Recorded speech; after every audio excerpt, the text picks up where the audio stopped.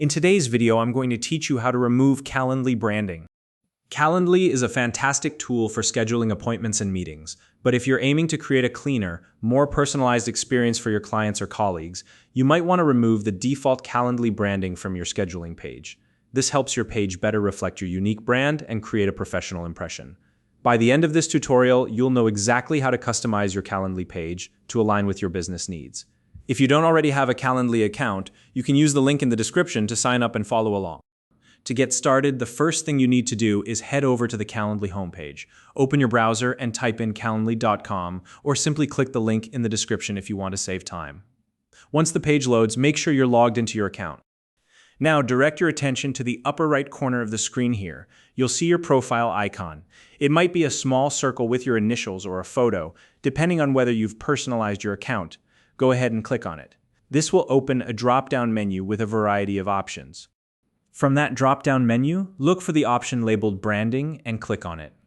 This section is where all the customization settings for your scheduling page are housed. It's like the control center for how your page looks and feels to others. Once you're in the branding section, locate the option to remove the Calendly branding. You'll see a small Remove button next to it. Click on that button.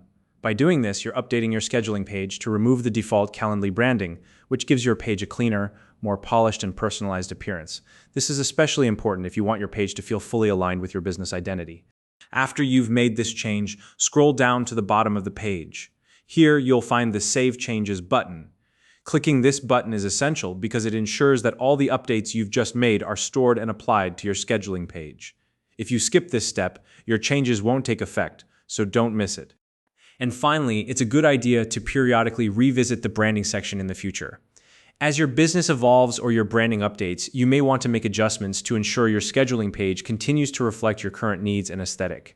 Keeping everything up to date not only enhances professionalism, but also ensures that your page remains visually appealing and consistent with your brand.